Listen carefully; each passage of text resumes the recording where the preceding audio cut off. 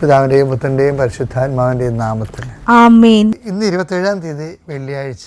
അമ്മേ പരിശുദ്ധ അമ്മേ, അമ്മേ പരിശുദ്ധമ്മേ, ദേവമാതാവേ, ദൈവമാതാവേ, കൃപാസനത്തിലൂടെ ഞങ്ങൾക്കും ഞങ്ങളുടെ ദേശത്തിനും അമ്മ മധ്യസ്ഥം തേടി തന്ന എല്ലാ അനുഗ്രഹങ്ങൾക്കും കൃപകൾക്കും ഞങ്ങളിപ്പോൾ ഹൃദയം നിറഞ്ഞ നന്ദി പറയുന്നു.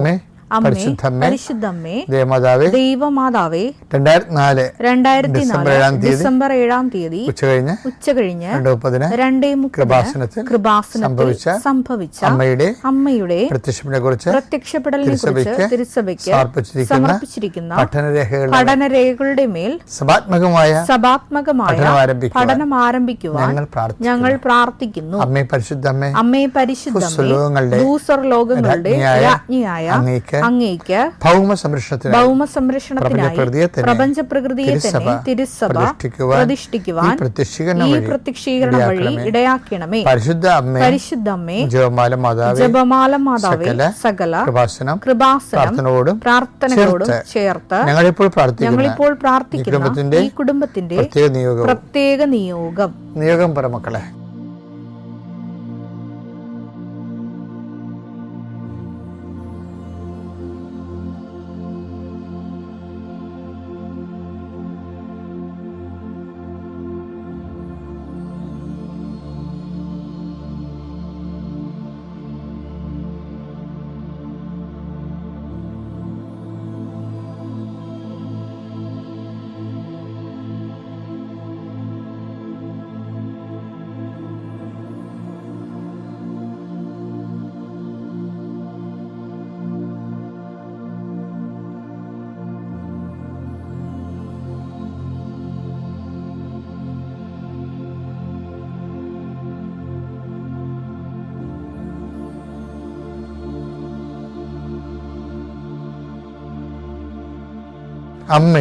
അമ്മയുടെ പ്രത്യക്ഷീകരണത്തിന്റെ ഈ അനുഗ്രഹവേളയിൽ ഞങ്ങൾക്ക് സാധിച്ചു തരുവാൻ കനിയണമേ.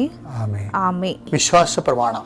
സർവശക്തനായ പിതാവും ആകാശത്തിന്റെയും ഭൂമിയുടെയും സൃഷ്ടാവുമായ ദൈവത്തിൽ ഞാൻ വിശ്വസിക്കുന്നു. അവിടുത്തെ ഏകപുത്രനും ഞങ്ങളുടെ കർത്താവുമായ ഈശോമിശിഹായിലും ഞാൻ വിശ്വസിക്കുന്നു. ഈ പുത്രൻ പരിശുദ്ധാത്മാവിനാൽ ഗർഭസ്ഥനായി കന്യകാമറിയത്തിൽ നിന്ന് പിറന്ന് പൊന്തിയോസ് പീലാത്തോസിന്റെ കാലത്ത് പീഡകൾ സഹിച്ച് കുരിശിൽ തറയ്ക്കപ്പെട്ട് മരിച്ച് അടക്കപ്പെട്ട് പാതാളങ്ങളിൽ ഇറങ്ങി മരിച്ചവരുടെ ഇടയിൽ നിന്ന് 3-ാം നാൾ ഉയർത്ത് സ്വർഗത്തിലേക്ക് എഴുന്നള്ളി സർവശക്തിയുള്ള പിതാവായ ദൈവത്തിന്റെ വലതുഭാഗത്തിരിക്കുന്നു. അവിടെ നിന്ന് ജീവിക്കുന്നവരെയും മരിച്ചവരെയും വിധിക്കുവാൻ വരുമെന്നും ഞാൻ വിശ്വസിക്കുന്നു. പരിശുദ്ധാത്മാവിലും ഞാൻ വിശ്വസിക്കുന്നു. വിശുദ്ധ കത്തോലിക്കാ സഭയിലും പുണ്യവാന്മാരുടെ ഐക്യത്തിലും പാപങ്ങളുടെ മോചനത്തിലും ശരീരത്തിന്റെ ഉയർപ്പിലും നിത്യമായ ജീവിതത്തിലും ഞാൻ വിശ്വസിക്കുന്നു. ആമേൻ. സ്വർഗ്ഗസ്ഥനായ ഞങ്ങളുടെ പിതാവേ, അങ്ങയുടെ നാമം പൂജിതമാകണമേ. അങ്ങയുടെ രാജ്യം വരണമേ. അങ്ങയുടെ തിരുമനസ് സ്വർഗത്തിലെ പോലെ ഭൂമിയിലും ആകണമേ. അന്നു വേണ്ടുന്ന ആഹാരം ഇന്ന് ഞങ്ങൾക്ക് തരണമേ. ഞങ്ങളോട് തെറ്റ് ചെയ്യുന്നവരോട് ഞങ്ങൾ ക്ഷമിക്കുന്നത് പോലെ ഞങ്ങളുടെ തെറ്റുകൾ ഞങ്ങളോടും ക്ഷമിക്കണമേ. ഞങ്ങളെ പ്രലോഭനത്തിൽ ഉൾപ്പെടുത്തരുതേ, തിന്മയിൽ ഞങ്ങൾ രക്ഷിക്കണമേ. ആമേൻ. നന്മ നിറഞ്ഞ മറിയമേ, സ്വസ്തി. കർത്താവ് അങ്ങയുടെ കൂടെ സ്ത്രീകളിൽ അങ്ങ് അനുഗ്രഹിക്കപ്പെട്ടവളാകുന്നു. അങ്ങയുടെ ഉദരത്തിൻ ഫലമായി ഈശോ അനുഗ്രഹിക്കപ്പെട്ടവനാകുന്നു. പരിശുദ്ധ മറിയമേ, തമ്പുരാന്റെ അമ്മേ, പാപികളായ ഞങ്ങൾക്ക് വേണ്ടി ഇപ്പോഴും ഞങ്ങളുടെ മരണസമയത്തും തമ്പുരാനോട് അപേക്ഷിക്കണമേ. ആമേൻ. കർത്താവിന്റെ ഉന്നതമായ നാമത്തിന് സ്വസ്ഥം ചെയ്യുന്നു. കർത്താവിന്റെ വിശുദ്ധ പൗരോഹിത്യത്തെ മഹത്വപ്പെടുത്തണമേ. കർത്താവെ, സഭയിലുള്ള സാന്നിധ്യം പ്രകടമാക്കണമേ.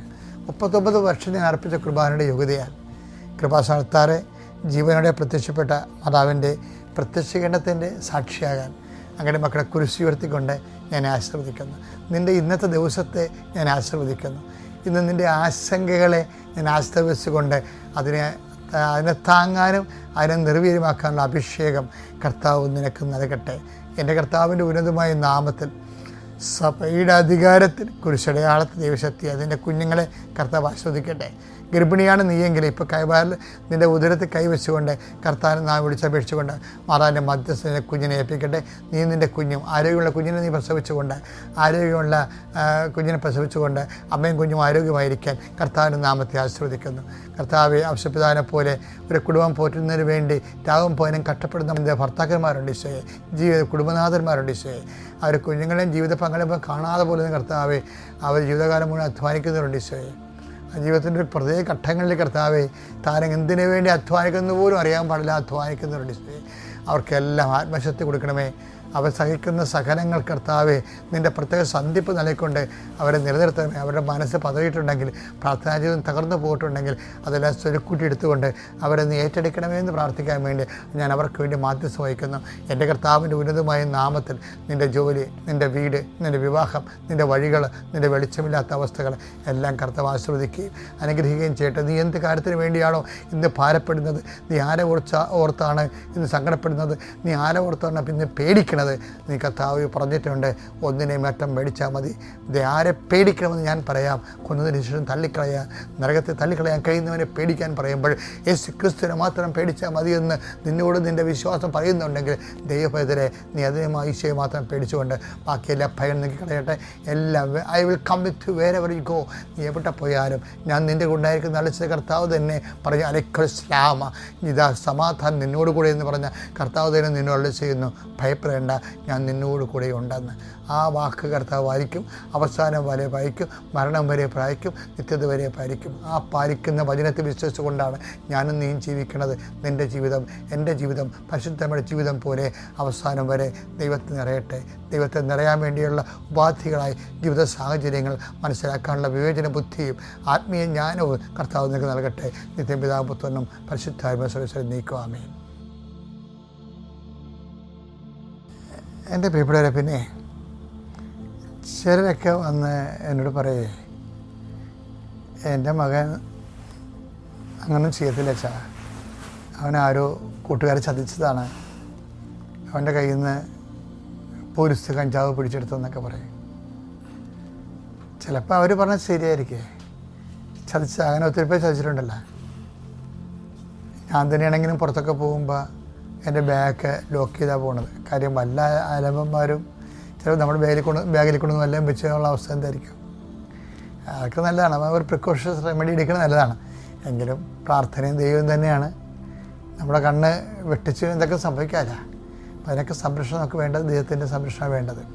ഞാൻ പറഞ്ഞ ഇതൊന്നുമല്ല. ഞാൻ പറയാൻ ഉദ്ദേശിച്ചതെന്ന് പറയണത്, ഇപ്പം കഞ്ചാവ് കേസിൽ പിടിക്കപ്പെട്ട മകൻ അല്ലേ, അതുപോലെ ചിലർ പറയും പക്ഷേ ഞങ്ങൾ 6 മാസമേ ജീവിച്ചുള്ളൂ വെച്ചാൽ, പിന്നെ കേസൊക്കെ ആയിപ്പോയി, ഭാര്യയും ഭർത്താവ്. അപ്പോൾ ഇതൊക്കെ കേൾക്കുമ്പോൾ ഒരു തകർച്ചയല്ലേ കാണുക, മകൻ്റെ തകർച്ച. കേസിലായി, കുറ്റവാളിയായി.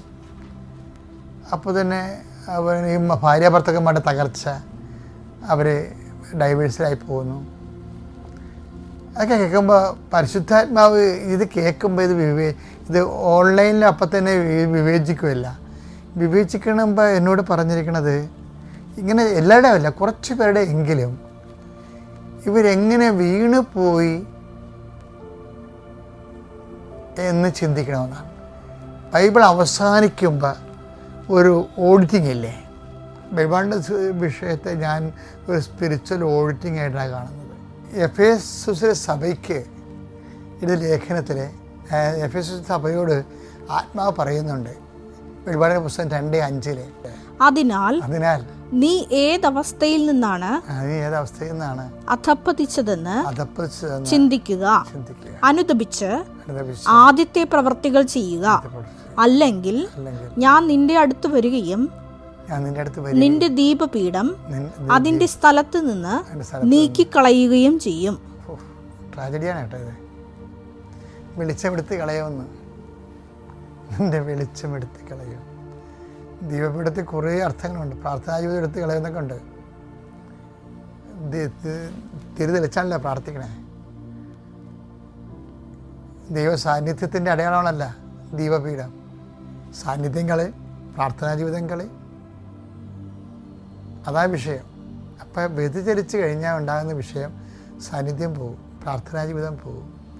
അപ്പം നീ ഏത് അവസ്ഥയിൽ നിന്നാണ് അതപ്പേഴ്സ് എന്ന് ചിന്തിക്കുക. ഇപ്പം എന്തെങ്കിലും ഒരു തകർച്ച വന്നു, അപ്പോൾ ചെയ്യേണ്ടത് ആ തകർച്ച, കഞ്ചാവിൽ നിന്ന് എൻ്റെ മകനെ ജയിലിൽ നിന്ന് പുറത്തു കൊണ്ടുവരണമേ, ഞങ്ങൾ കോടതി ഞങ്ങളെ പിരിക്കാൻ പോവുകയാണ്, ഞങ്ങളെ ഐക്യപ്പെടുത്തണമേ. അപ്പോൾ വിവാഹം തകർച്ചയായിട്ടുള്ളവർ വിവാഹ ഐക്യത്തിന് വേണ്ടി ചില ആൾക്കാർ പ്രാർത്ഥിക്കും. ചിലർ കഞ്ചാവിൽപ്പെട്ടവരും മറ്റു കേസിൽപ്പെട്ടവരും ജയിലിൽ നിന്ന് തിരിച്ചു വരാൻ വേണ്ടി പ്രാർത്ഥിക്കും. പക്ഷേ ആ പ്രാർത്ഥന ആ സമയത്ത് ആ വിഷയത്തിനല്ല വേണ്ടത്. നീ ഈ അവസ്ഥ നിനക്കുണ്ടായ സാഹചര്യങ്ങളെക്കുറിച്ച് കൊണ്ട് അനുതാപം ഉണ്ടാകണം. അങ്ങനെയാണ് ഇതിനെ പെട്ടെന്ന് നമ്മൾ ഓവർലക്ക് ചെയ്യണത്. അല്ലാതെ ഈ അണ്ടേക്കൊണ്ട് വളം വെക്കാൻ പറ്റത്തില്ല. അതാണ് സിലോഹിലെ ഗോപുരം വീണ് മരിച്ച ആൾക്കാരില്ല. ലുക്ക 13:4 സീലോഹായിലെ ഗോപുരം ഇടിഞ്ഞു വീണ് സിലോഹയിലെ ഗോപുരം ഇടിഞ്ഞു വീണ് കൊല്ലപ്പെട്ട ആ 18 പേർ അന്ന് ജെറുസലേമിൽ വസിച്ചിരുന്ന എല്ലാവരെയും കാൾ കുറ്റക്കാരായിരുന്നു എന്ന് നിങ്ങൾ വിചാരിക്കുന്നുവോ? അല്ല എന്ന് ഞാൻ പറയുന്നു. പശ്ചാത്തപിക്കുന്നില്ലെങ്കിൽ നിങ്ങൾ എല്ലാവരും അതുപോലെ നശിക്കും. ഒരു തകർച്ച വന്നാൽ അതിൻ്റെ റൂട്ട് കാണേണ്ടത് പശ്ചാത്താപത്തിൽ എവിടെയാണ് കൃപ സംരക്ഷണം പോയെന്ന് നോക്കണം. ഇത് സംരക്ഷണം പോയതിൻ്റെ ഒരു റിസൾട്ടാണ് കാണുന്നത്.